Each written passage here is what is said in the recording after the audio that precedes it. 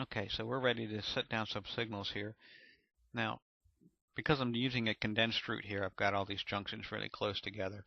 Um, in a normal situation, I would probably just combine all this into one block and just use the siding signals to cover this entire section. So I would only have the siding signal, and that would cover the sidings and the crossover and the diverging route ahead. But for this tutorial, I'm going to separate the two sections out so that we have the crossover and the diverging route together and our siding routes together as a single block. Alright, so I'm going to start off here by using some dwarf signals, and because I only have one place I can go on this section of track, I'm going to use the 2H1T because I can only really go right here the way that I'm setting up the route. Now if I was combining everything, I'd have multiple options. I could go straight ahead or take the diverging route, in which case I'd use it dwarf 2H2T. But for this, we're going to use the 2H1T and just do this one junction. So I'm just going to set my signal down, put my 0 link down, put my number 1 link down on the other side of the junction, do the same thing on the other side, do my 0 link and my number 1 link. Then for the mainline track, I'm going to use tall 2H1Ts, 2 heads, 1 track, 0 link, number 1 link, a 0 link, and a number 1 link. Then I'm going to come back and adjust all these. Okay, so I've got them set. Now I'm going to do some adjusting here, and I want to check and verify my links and my locations. So I'm going to move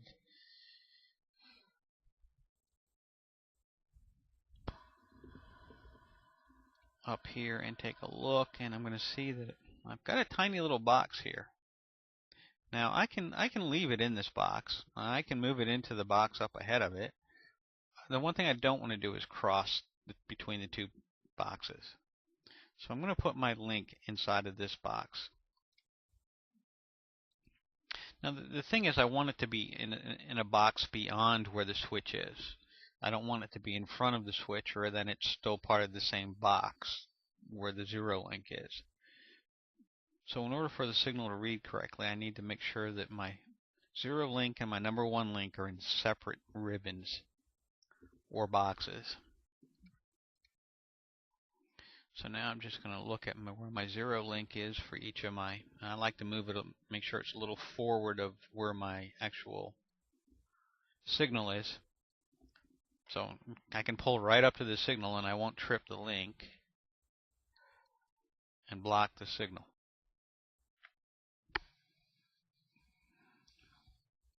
Now this next step I do, it's probably not necessary, but I do it just to be on the safe side, and that is, now that I've got my signal set up, I'm going to break my track again, or I'm going to split my track right behind the signal, and that separates my signal from any other signals again in the system. My 0 link is going to be separated from any links that might be behind me,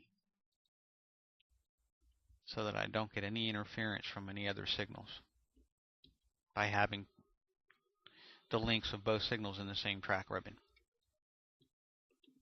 And now we've turned around here, and now we're facing into, and as you can see, I have two options here from this side. I can either go on the straight ahead, or I can go into the siding. So I have to use a 2-track signal. So I'm going to use the tall 2-head 2-track, or 2H2T.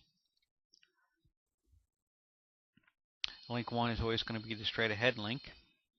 I'm going to place link 0, link 1 straight ahead, and link 2 onto the siding. Do the same thing on the other track.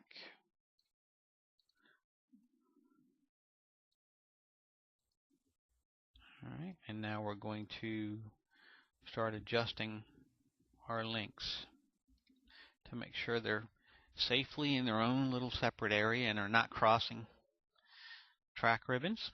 Those both look good. And again, I want it to be beyond where I created that break when I first started out and I was splitting the junctions apart. Alright, so we're about done here, and I'm going to do the other end, and then I'll come back into the tutorial and we'll do the crossovers. So it's my final step here. Again, probably not necessary. I'm going to go ahead and break my track. So I'm going to split weld beyond, or just in front of where my zero link is placed. I definitely don't need to do it on this other track, but I'm going to do it anyway, because my junction is right there, and you can see that I already have a break point that's protecting my zero link. And we'll come back in the tutorial in a minute.